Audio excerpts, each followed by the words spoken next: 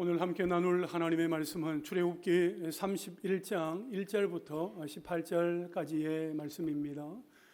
출애굽기 31장 1절부터 18절까지의 말씀입니다. 말씀을 찾으시고 오늘 드라마 바이블로 들으면서 눈으로 읽도록 하겠습니다.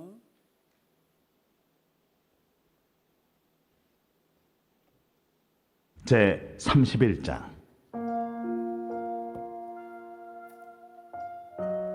여호와께서 모세에게 말씀하여 이르시되, 내가 유다 지파 훌의 손자요 우리의 아들인 부살리를 지명하여 부르고 하나님의 영을 그에게 충만하게 하여 지혜와 총명과 지식과 여러 가지 재주로 정교한 일을 연구하여 금과 은과 노스로 만들게 하며 보석을 깎아 물리며 여러 가지 기술로 나무를 새겨 만들게 하리라.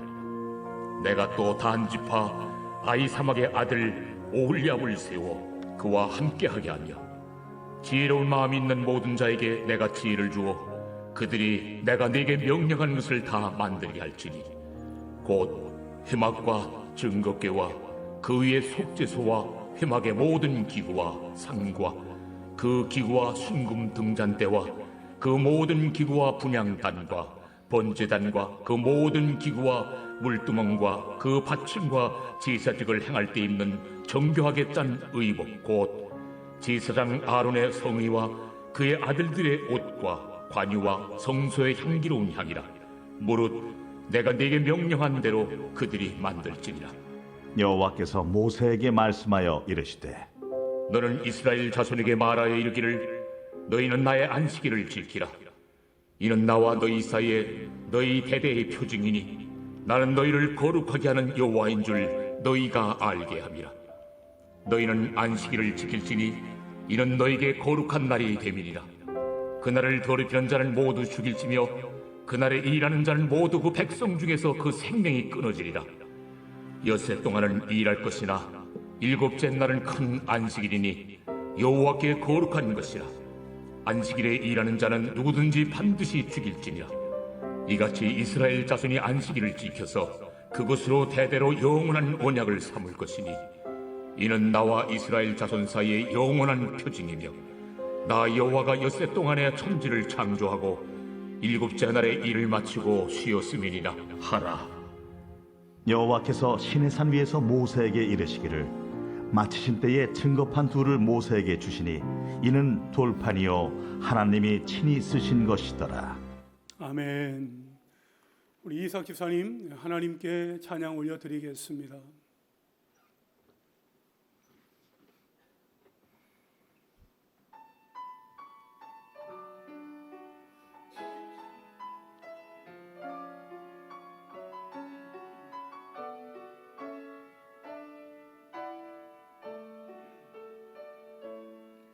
지금 서 있는 이곳에서 높임을 받으소서. 내가 밟는 땅 주님의 땅이니 하늘이 주의 이름 높이 올리며 넓은 바다가 주를 노래해.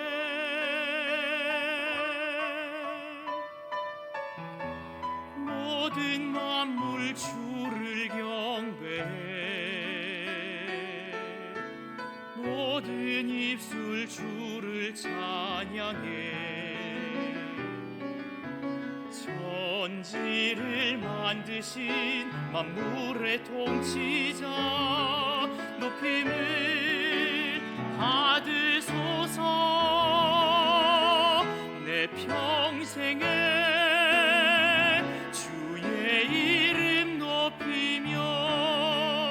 어느 곳에서든지 주님을 예배하리라. 내가 밟는 모든 땅 아버지의 영광이 선포돼야 하리. 찬양하며 주님을 예배할 때 하늘 가득한 주의 영광 보리라. 나를 통하여 나의 입술을 인하여 주의 이름 높임을 받으소서.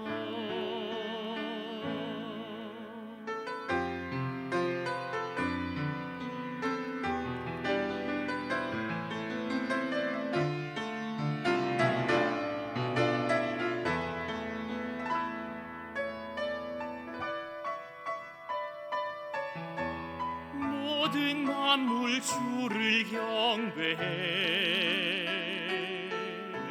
모든 입술 주를 찬양해. 천지를 만드신 만물의 통치자 높임을 받으소서. 내 평생에 주의 이름 높이며 어느 곳에 서든지 주님을 예배하리라. 내가 밟는 모든 땅 아버지의 영광이 선포돼야 하리. 찬양하며 주님을 예배할 때 하늘 가득한 주의 영광 보리라. 나를 통하여 나의 입술을 인하여 주의 이름 높임을 받으소서. 나를 통하여 나의 입술을 인하여 주의 이름 높임을 받으소서. 주의 이름 높임을 받으소서.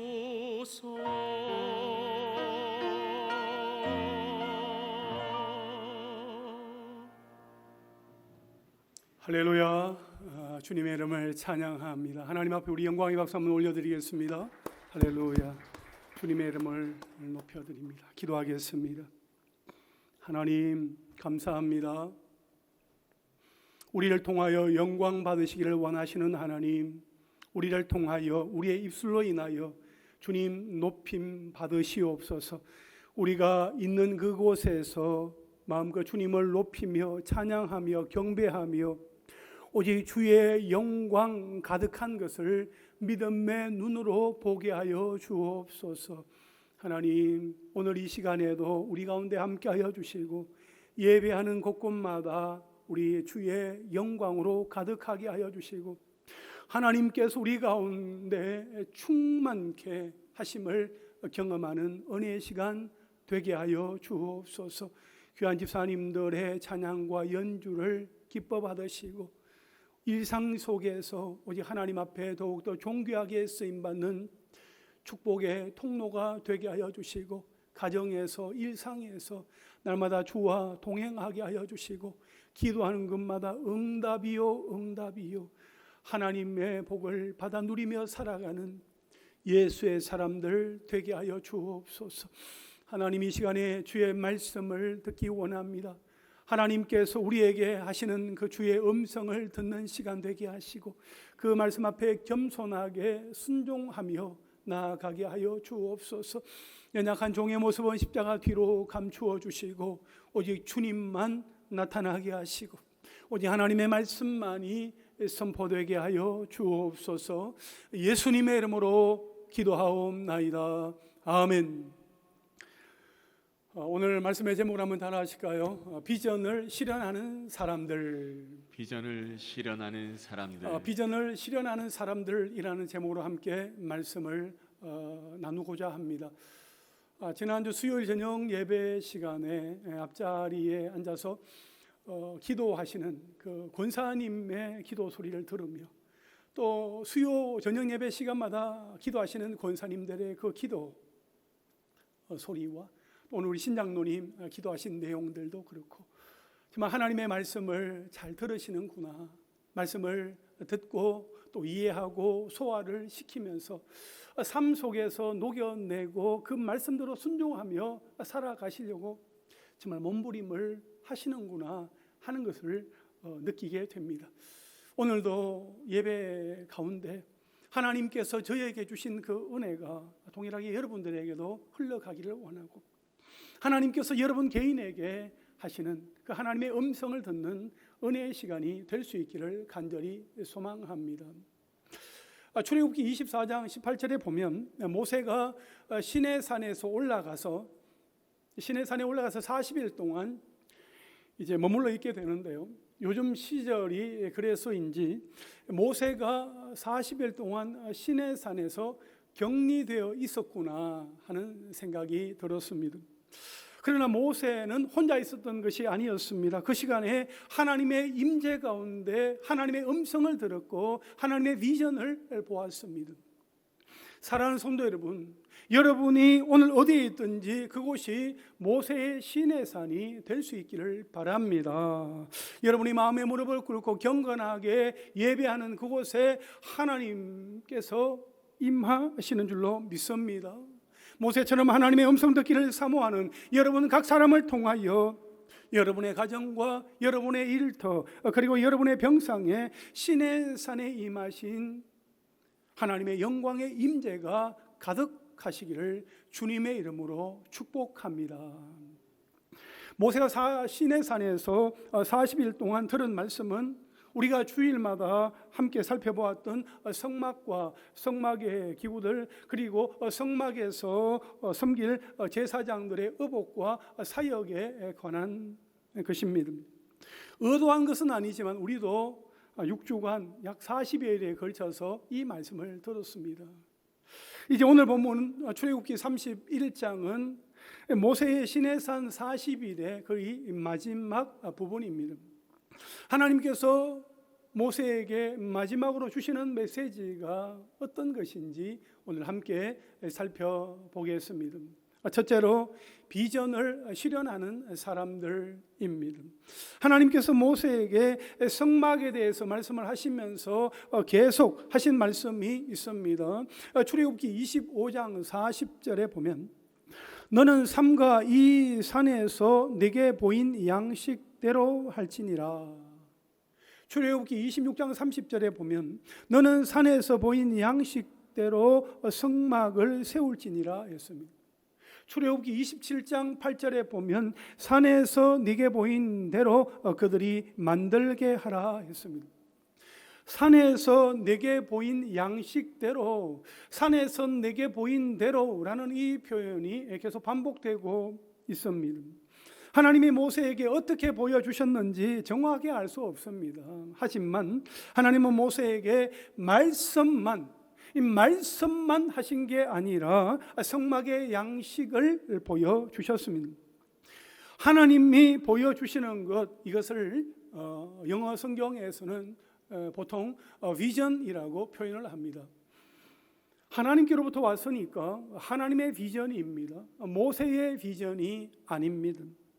모세는 애굽의 모든 지혜를 배워서 말과 일에 능숙했지만 하나님은 모세에게 여호와의 처소의 설계도를 그리도록 명령하지 않으셨고 시내산에서 그에게 보여주신 양식대로 짓도록 명령을 하셨습니다. 따라서 그 비전을 실현할 사람들을 세우는 일도 하나님께 있었지 모세에게 있지 않았습니다. 작은 첫째로 하나님은 지명하여 부르십니다. 1절과 2절에 여호와께서 모세에게 말씀하여 이르시되 내가 유다 지파 훌의 손자요 우리의 아들인 브살레를 지명하여 부르고 라고 했습니다. 여러분, 하나님은 하나님의 비전을 실현하는 사람들을 지명하여 부르셨습니다. 누구입니까? 이 브살레입니다. 그는 유다 지파 훌의 손자요 우리의 아들이었습니다. 성경에서 하나님이 누군가 이름을 부르신다 하는 것은 그 사람을 선택하사 나의 소유로 삼겠다 하시는 뜻입니다. 따라서 하나님께서 부살레를 지명하여 부르셨다 하는 것은 그를 선택하여 그에게 거룩한 사역을 맡기신다 하는 의미입니다. 특별히 부살렐은 직공들의 수장으로 지명되었습니다. 그래서 출애굽기 마지막까지 부살렐의 이름은 여러 번 등장할 뿐만 아니라 출애굽기 37장 1절에 보면 법궤를 만든 자로 기록되어 있습니다.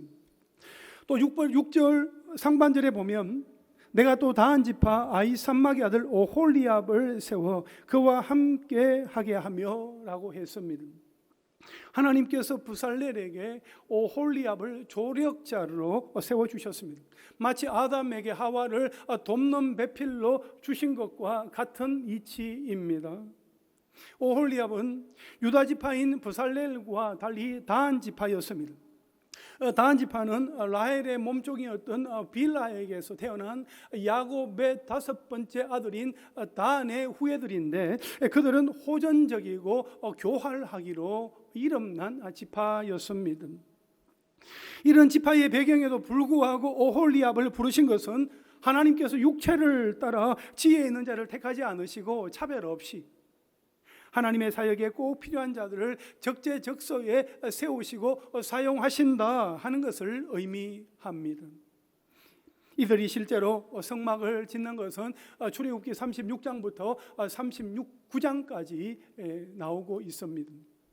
그 일의 시작은 하나님이 그의 종들을 선택하신 것에서부터였습니다.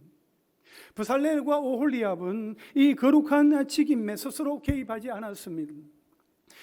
모세에게 직접 지명을 받았거나 레위 사람들로 구성된 인사위원회가 지명한 것도 아니라 하나님에 의해서 부르심을 받았습니다.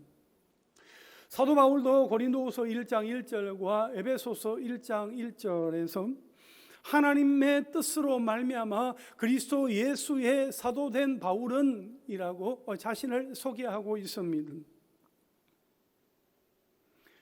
이 사도 바울이 예수님의 사도가 된 것은 예수님의 수제자였던 베드로의 추천에 의한 것도 아니고 예수님의 12제자의 전원만장일치 합의에 의해서 추대된 것도 아니며 예루살렘 공회의 결정에 의해서 임명된 것도 아니라 하나님의 뜻으로 말미암아 하나님에 의해 그리스도 예수의 사도가 되었다고 분명하게 말하고 있습니다. 하나님이 바울을 지명하여 부르신 것이지요. 이처럼 하나님의 비전을 실현하기 위해 먼저 지명하여 부르십니다. 작은 둘째로 하나님의 지혜 충만입니다. 하나님은 하나님의 뜻 가운데 부르신 사람들에게 그 일을 감당할 수 있도록 준비를 시키십니다. 어떻게 준비를 시키세요? 하나님의 지혜로 충만하게 하시고 성령으로 충만하게 해 주십니다. 오늘 본문 3절부터 5절까지 말씀해 보면 하나님의 영을 그에게 충만하게 하여 지혜와 총명과 지식과 여러 가지 재주로 정교한 일을 연구하여 금과 은과 노수로 만들게 하며 보석을 깎아 물리며 여러 가지 기술로 나무를 새겨 만들게 하리라 했습니다. 여기에서 하나님의 영은 성령을 말하는 것으로 하나님의 비전을 실현하는 사람들은 지명을 받으면 그 다음으로 성령의 충만한 능력을 입어야 한다 하는 그 사실을 말해 줍니다. 성령께서 그들 안에서 친히 해야 할 바를 가르쳐 주시는 것입니다. 예수님께서 마지막 고난의 길을 걷고 계실 때에 베드로를 비롯한 모든 제자들이 예수님을 다 버리고 도망가 버렸습니다. 이처럼 그들이 예수님의 제자다운 모습을 보이지 못했던 것은 그들이 예수님의 가르침을 제대로 받지 못했기 때문이 아닙니다. 그들은 이미 가장 뛰어난 교사이셨던 예수님으로부터 3년 동안 말씀과 체험을 통해서 생생한 교육을 받았습니다. 그러나 그들에게는 아직 성령의 충만함이 없었기 때문에 그때까지 받은 교육이 진가를 발휘하지 못했던 것입니다. 그래서 부활하신 예수님은 그들에게 또 다른 보혜사이신 성령을 기다리게 하셨고 더불어 마음을 같이하여 오로지 기도에 힘쓰며 기다린 결과 오순절 마가다락방에 마신 성령으로 말미암아 성령의 충만함을 받고 그들은 예수 그리스도의 신실한 증인들이 될 수 있었습니다. 여러분 4절에 정교한 일을 연구하여라는 구절에서 이 연구하다라는 말은 생각하다, 고안해내다라는 그런 의미인데 하나님께서 이 버살렐 자신의 개인적인 인격과 능력을 무시하고 단지 그를 기계적인 도구로만 이용하신 것이 아니라 그의 개인적인 인격과 능력을 존중하셔서 그가 하나님의 사역의 동력자로 참여하도록 하신 것입니다. 6절 하반절에서도 지혜로운 마음이 있는 모든 자에게 내가 지혜를 주어 그들이 내가 네게 명령한 것을 다 만들게 할지니 라고 하셨는데요, 성막을 건축하는 데에는 다양한 종류의 솜씨를 가지고 있는 사람들이 필요했습니다. 실을 짓는 사람, 배를 짜는 사람, 재봉하는 사람, 염색하는 사람, 야금술사, 은세공인, 목공인, 보석세공인, 향료 제조인, 무두장이 등 이러한 직공, 이 전문 기술자들은 모든 지파에서 뽑혔고 하나님께서는 그들에게 창조적이고 발전된 능력을 구비시켜 주셨습니다. 특별히 하나님께서 제사장직뿐만 아니라 노동을 통해서 하나님의 일을 하는 사람들에게까지 하나님의 지혜를 주셨다 하는 것은 하나님의 비전을 이루는 데 있어서 직업에 귀천이 없을 뿐만 아니라 누구든지 하나님의 영이 함께 하는 자라야 하나님의 비전을 온전히 감당할 수 있다 하는 사실을 보여주는 것입니다. 그러니까 꼭 목사나 선교사, 교회 일만이 하나님의 비전이 아니라 이 땅에서 하나님의 나라를 이루어가는 하나님의 비전을 위한 일에는 세일즈맨일 수도, 가정주부일 수도, 교사나 교수일 수도 있습니다. 그 직업에 제한이 있는 것이 아니다 하는 것입니다. 어떤 일을 하든지 어디에 있든지 하나님의 지혜, 하나님의 성령이 충만해야 하나님의 비전이 실제가 되게 할 수 있습니다. 그렇습니다. 하나님의 비전을 실현하기 위해서 성령으로 충만해야 합니다. 성령의 지혜가 있어야 합니다. 작은 셋째로 하나님의 부르심을 받아 성령의 지혜로 충만해진 사람들이 해야 하는 일은 순종입니다. 6절 하반절에서도 지혜로운 마음이 있는 모든 자에게 내가 지혜를 주어 그들이 내가 네게 명령한 것을 다 만들게 할지니 라고 했습니다. 11절 하반절에 보면 물론 내가 네게 명령한 대로 그들이 만들지니라 했습니다. 성막 제작에 있어서 이 명령한 대로, 명령하신 대로라는 이 표현은 수없이 많이 나옵니다. 이는 하나님의 비전을 실현하는 데는 인간적인 얕은 생각이나 꾀, 고집 등이 들어가서는 안 된다 하는 것입니다. 하나님의 일은 반드시 하나님의 방법대로 행해져야 하며 그렇지 않으면 그 일에 하나님의 복을 기대할 수 없는 것입니다. 그러므로 주의 일을 위해 부름받은 우리 성도들은 주의 뜻을 행하기에 앞서서 먼저 언제나 하나님의 선하신 뜻을 묻고 그분의 결정을 기다리며 순종하는 자세가 필요합니다. 그래서 때로는 하나님의 뜻을 기다리는 리더들이 무능하게 보입니다. 반대로 하나님의 뜻이 아니라 자기 계획, 자기 뜻대로 하는 리더는 일사천리로 속전속결로 진행할 수 있으니 사람들이 보기에는 매우 유능해 보입니다. 그러나 하나님의 뜻을 구하고 점검하며 가는 리더는 더딜 수밖에 없습니다. 이랬다 저랬다 우유부단한 것처럼 보일 수도 있습니다. 그러나 하나님의 비전을 실현하기 위해서는 꼭 하나님의 방법으로만 가능하다 하는 그 사실을 잊으면 안 됩니다. 예수님도 말씀하셨습니다. 요한복음 6장 38절에 내가 하늘에서 내려온 것은 내 뜻을 행하려 함이 아니요 나를 보내신 이의 뜻, 나를 보내신 이의 뜻을 행하려 함이니라 하셨습니다. 요한복음 17장 4절에 아버지께서 내게 하라고 주신 일을 내가 이루어 아버지를 이 세상에서 영화롭게 하였사오니 라고 했습니다. 하나님께서 하라고 하신 일을 하는 것이 결국 하나님께 영광이 되며 부르심을 받은 자의 충성된 모습이라 할 수 있겠습니다. 하나님보다 지혜로운 자가 있겠습니까? 하나님보다 앞서갈 수 없습니다. 하나님보다 앞서가면 절대로 안 됩니다. 사랑하는 성도 여러분, 하나님께서 부살렐과 오홀리압처럼 우리 한 사람을 지명하여 부르셨습니다. 고린도전서 1장 2절 상반절에 보면 고린도에 있는 하나님의 교회 곧 그리스도 예수 안에서 거룩하여지고 성도라 부르심을 받은 자들과 라고 했습니다. 우리는 예수 그리스도 안에서 성도 거룩한 무리로 부르심을 받은 것입니다. 로마서 1장 6절에서도 너희도 그들 중에서 예수 그리스도의 것으로 부르심을 받은 자니라고 말씀합니다. 하나님은 왜 우리를 성도로 예수 그리스도의 것으로 부르셨습니까? 이 땅 가운데 하나님의 비전인 하나님의 나라가 우리를 통하여 이루기를 원하시기 때문입니다. 할렐루야. 하나님은 다음 세대를 구원하시고자 우리를 아빠와 엄마로 부르셨습니다. 하나님은 열방을 구원하시고자 우리 각 사람을 곳곳마다 일터에 세우신 것입니다. 코로나19로 아이들이 교회에 오지 못하고 있습니다. 엄마와 아빠가 가정에서 예배하며 말씀을 가르치고 전해야 합니다.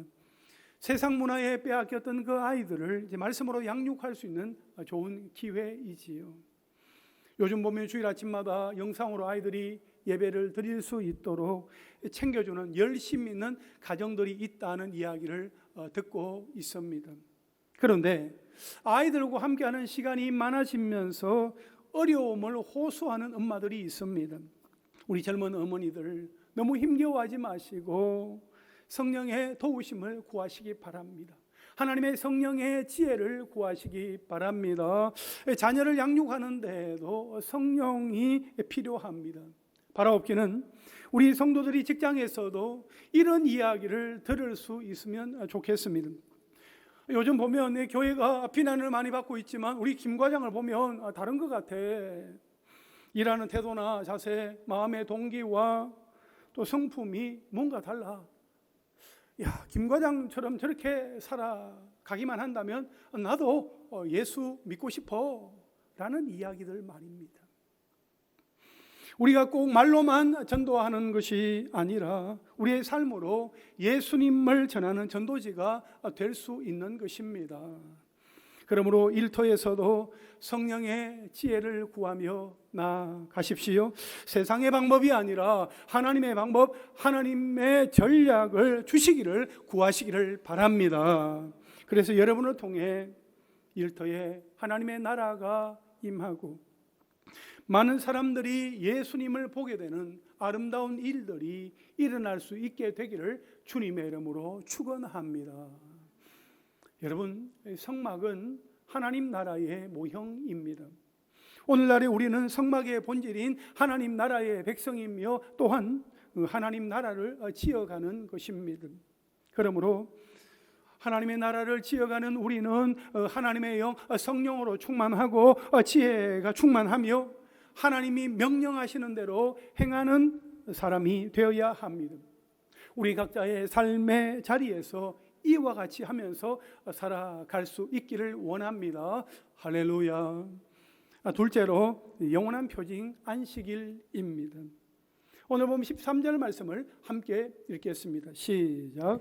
너는 이스라엘 자손에게 말하여 이르기를 너희는 나의 안식일을 지키라. 이는 나와 너희 사이에 너희 대대의 표징이니 나는 너희를 거룩하게 하는 여호와인 줄 너희가 알게 함이라. 아멘. 하나님께서는 이미 출애굽기 16장과 20장에서 안식일에 대해서 말씀을 해 주셨습니다. 이제 세 번째로 안식일에 대해서 이제 말씀을 하시는 겁니다. 안식일은 여호와의 거룩한 백성으로 세상과 구별되었음을 세상에 드러내는 표시가 되어야 합니다. 또한 그 구별 자체가 여호와를 본받는 삶의 방식을 따르겠다는 결단을 나타내는 표시입니다. 그래서 이제 성막을 지어야 하는 이스라엘 백성을 향해서 안식일에 대해서 말씀을 하시는 것입니다. 17절 말씀 우리 함께 읽겠습니다. 시작. 이는 나와 이스라엘 자손 사이에 영원한 표징이며 나 여호와가 엿새 동안에 천지를 창조하고 일곱째 날에 일을 마치고 쉬었음이니라 하라. 아멘.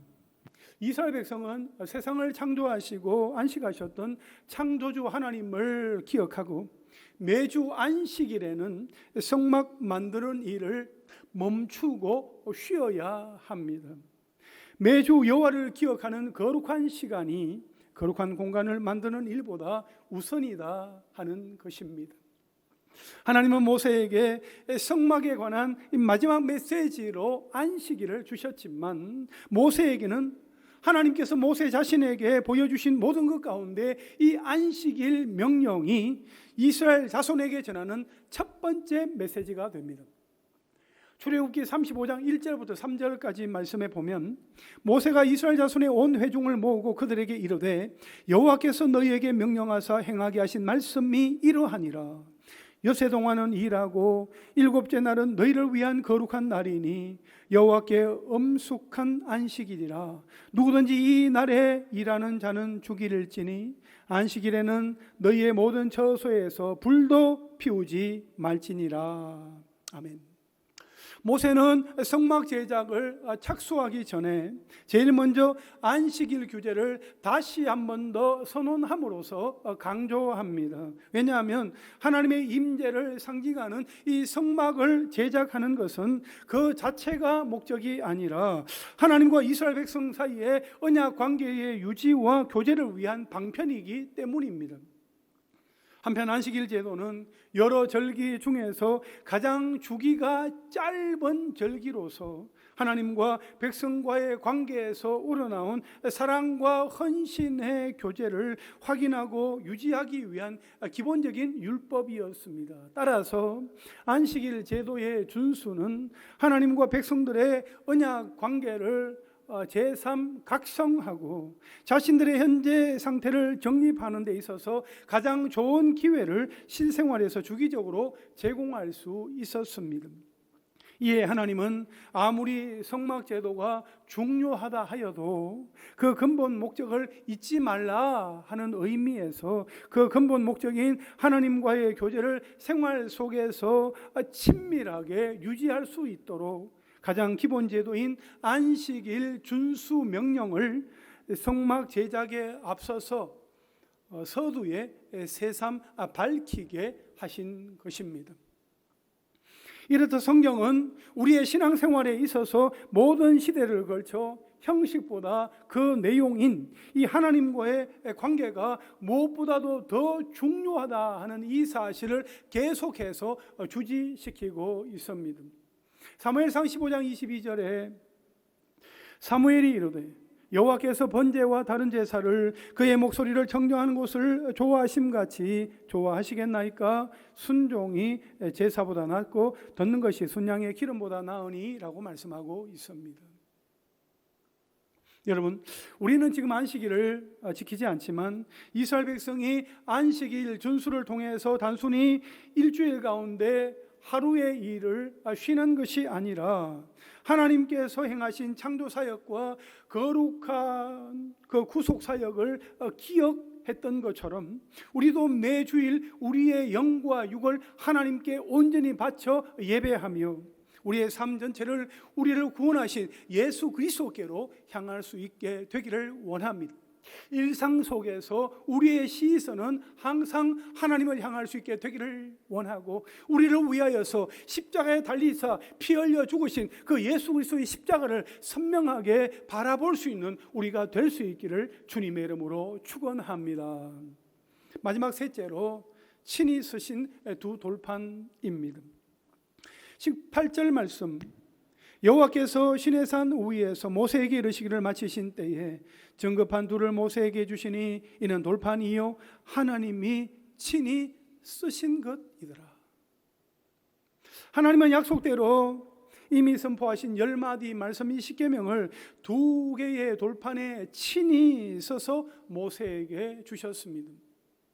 하나님이 직접 만드신 이 십계명 2 돌판은 시내산 언약의 한쪽 당사자이신 그 하나님의 임재와 눈에 보이는 언약 체결의 증표였습니다.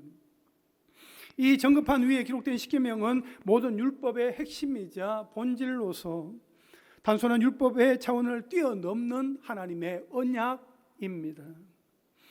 이런 십계명 돌판을 주신 것은 훗날 예수님께서 새로 맺으신 새 언약은 물론 모든 시대에 걸친 구속사의 증거로서 성경을 주신 것의 예표입니다.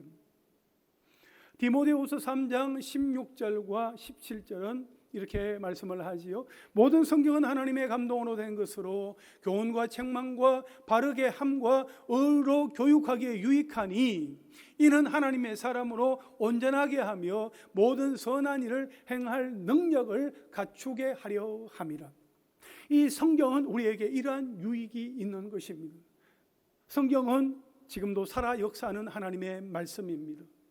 히브리서 4장 12절 말씀에 보면 하나님의 말씀은 살아있고 활력이 있어 좌우의 날선 어떤 검보다도 예리하여 혼과 영과 및 관절과 골수를 찔러 쪼개기까지 하며 또 마음의 생각과 뜻을 판단하나니 라고 말씀하고 있어요.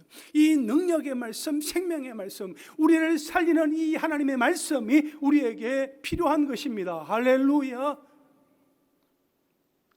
출애굽한 이스라엘 백성이 구원받은 하나님의 백성으로 살아가기 위해 하나님과의 언약인 십계명이 필요했던 것처럼 오늘 살아가는 우리에게도 하나님의 언약인 이 성경이 우리에게 필요합니다.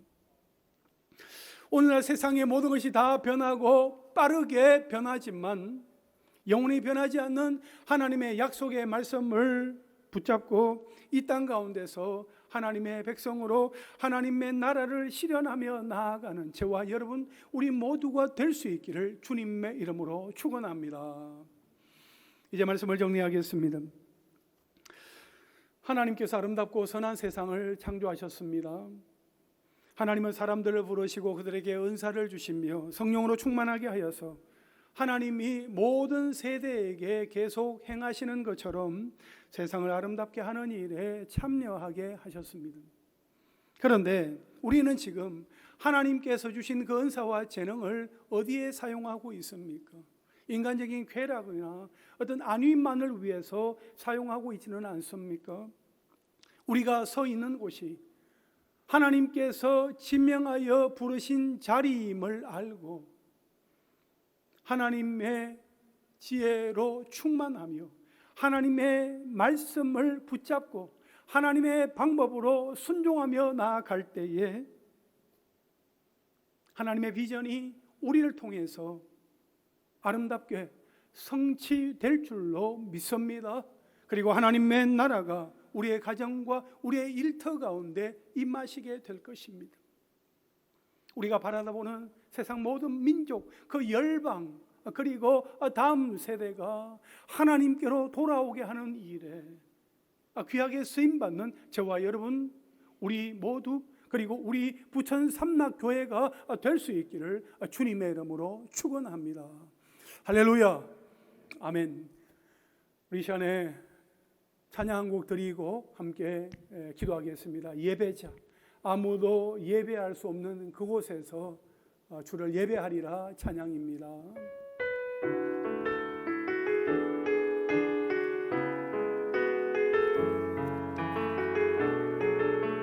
아무도 예배하지 않는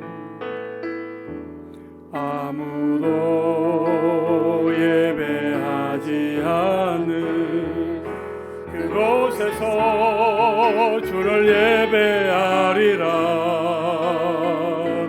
아무도 찬양하지 않는 그곳에서 주를 찬양하리라.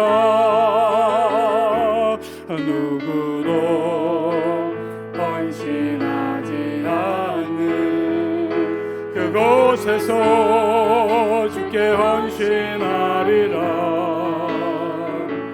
누구도 증거하지 않는 그곳에서 나 주를 증거하리라. 내가 밟는 모든 땅 주를 예배하게 하소서. 주의 보혈로 덮어지게 하소서. 내가 선이고 주의 거룩한 곳 되게 하소서. 주의 향기로 물든 내가 밟는 모든 땅, 내가 밟는 모든 땅 주를 예배하게 하소서. 주의 보혈로 덮어지게 하소서. 내가 선이고 주의 거룩한 곳 되게 하소서. 주의 향기로 물든 내가 밟는 모든 땅, 내가 밟는 모든 땅 주를 예배하게 하소서. 주의 보혈로 덮어지게 하소서. 내가 선이고 주의 거룩한 곳 되게 하소서.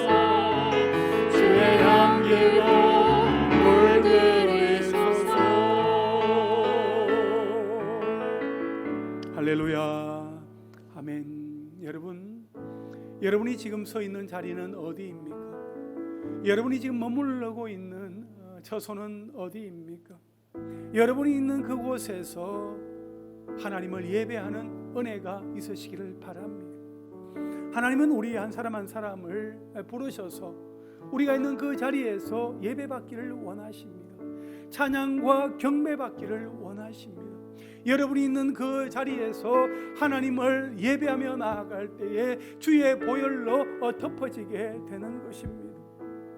우리가 있는 그 자리에서 오직 하나님의 이름을 부르며 나아갈 때에 우리 하나님께서 영광을 받으시는 거예요. 하나님께서 예배 받으시는 그곳은 자동적으로 거룩한 곳이 되는 것이요.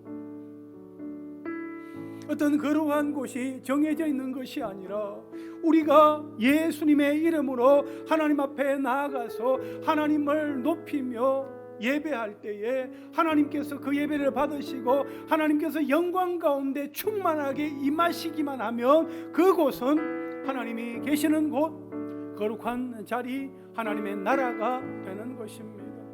그곳에서 우리가 자연스럽게 예수 그리스도의 향기를 물들이며 나아갈 수 있기를 원합니다. 하나님께서 우리를 부르신 그 부르심에 합당하게 살아가는 우리가 되기를 원하는 마음으로 이 시간에 우리가 이런 기도의 제목으로 함께 기도하겠습니다. 기도할 때 하나님 아버지, 하나님께서 부르신 사명의 자리에서 성령의 지혜로 순종하며 하나님의 비전을 실현하게 하옵소서. 사역이, 일이 주님보다 앞서지 않게 하여 주시고 창조주 하나님께 구속의 은혜에 감사하며 예배하는 예배자가 되게 하옵소서. 약속의 말씀대로 살아감으로 하나님의 나라를 이 땅에서 실현하는 하나님의 백성이 되게 하옵소서. 우리가 함께 주님 부르며 기도합니다. 주여, 주여.